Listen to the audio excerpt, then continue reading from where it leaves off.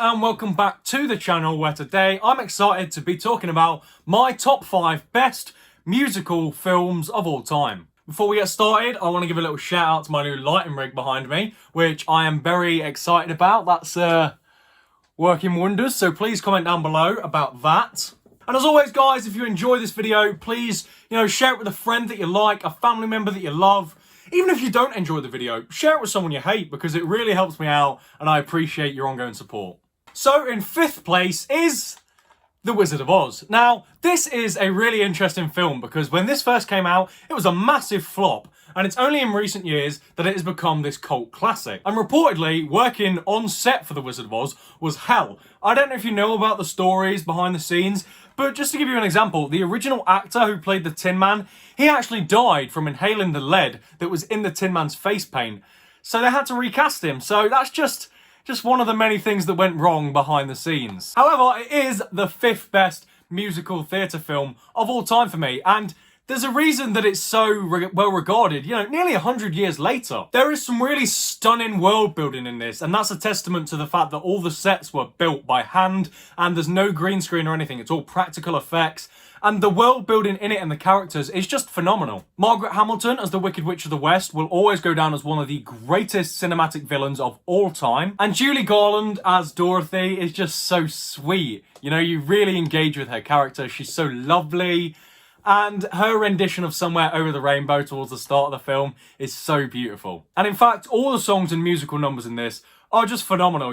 There is some really good pieces of music and dance and so on in this film. A real classic, and if you haven't seen it, I really suggest you do, because I don't think you can call yourself a movie fan if you haven't seen The Wizard of Oz. Now in 4th place is a Disney classic, and that is Beauty and the Beast. Now, I've included both on this list, the animated version and the live action version, because for me, they're equally as good as each other, and I find this to be quite interchangeable with which of the two that I prefer. So just talking about the live action one, when you watch this film, it is literally like you're walking into a West End production, and I really like that because I love going to see shows live.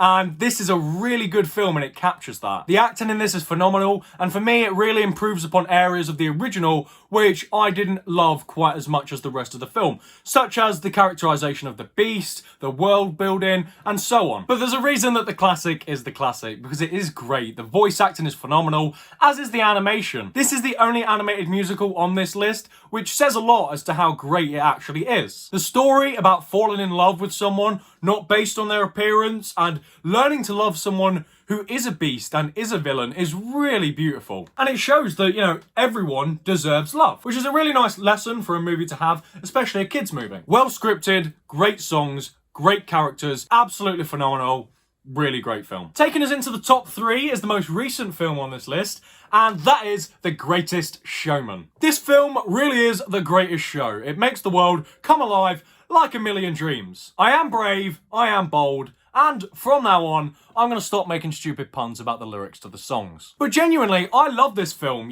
It's really nice to step into that world of this circus, this quote-unquote freak show. It's such a fun setting and they can do so many creative things with it, and they did. The tightrope things, the singing, the dancing, the acrobatics, they really take advantage of the setting. The romance between Zendaya and Zac Efron is a massive highlight for me. I really enjoy that, and it shows the struggles of falling in love with someone who isn't the same nationality of you in that time, and that's a really heartbreaking thing.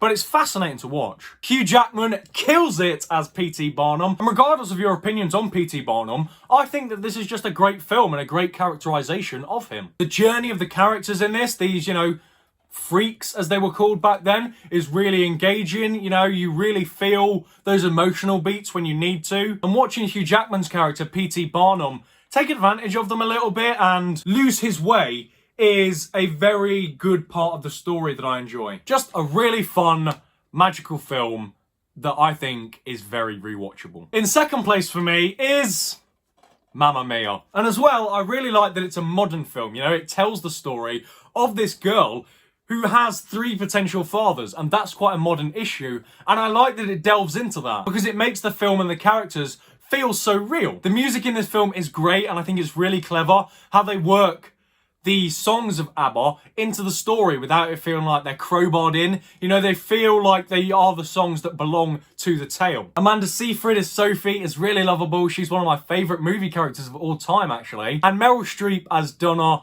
Like, Meryl Streep is just a phenomenal actress, and she nails it in this. It really is an all-star cast, you know, Pierce Brosnan, Colin Firth, all that. And it's just really engaging and quite enjoyable to watch those actors all together. And Pierce Brosnan, I don't think your singing is quite as bad as the press made out. And maybe I should also just mention here, I hate Mamma Mia 2. Here we go again. It is the worst movie sequel of all time, and I might do a video on it because everyone loves it and I really don't understand why. But the first Mamma Mia, love it. Definitely check it out if you haven't seen this one, guys. But drumroll please for the #1 best musical film of all time. Ladies and gentlemen, Grease. How could it be anything else? John Travolta and Olivia Newton-John.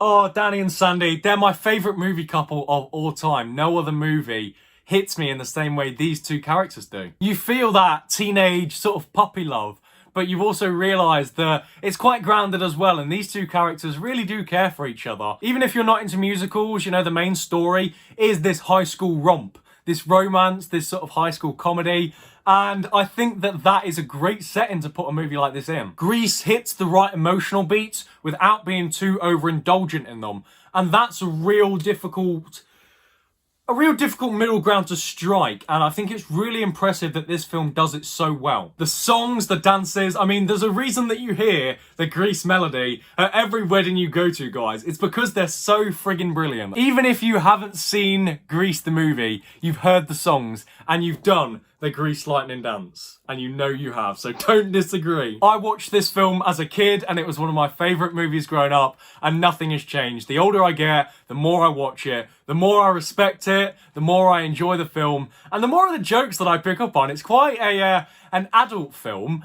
but at the same time, a lot of those jokes and references and things like that will go over a kid's head, as they did mine. So I think it's a really universal movie in that sense. It has great stakes, like the race at the end, you know. You realise that it's not just about the victory of the race. There is a lot more riding on this than that. And because I've spoke about Mamma Mia 2, Grease 2, I actually don't mind. I think it's fine. I think if it wasn't a Grease movie, it would be better regarded. But you just can't beat Grease, the original, you know. It's one of the greatest films of all time. And that is the video for today, guys. Thank you so much for tuning in and watching me ramble on. It honestly means the world, and I appreciate all of your support. If you haven't already, please subscribe and hit that notification bell. And give this video a like. It really does help me out. And comment down below your top 5 musical movies and how much of an idiot I am because I don't like Mamma Mia 2. But for now, guys, it's been a pleasure. Thank you so much. See you in the next video. I think it's interesting that no one ever points out that all these characters just burst into song for no reason and everyone just joins in. Can you imagine if I started singing in public? No one would join in. People would throw things at me.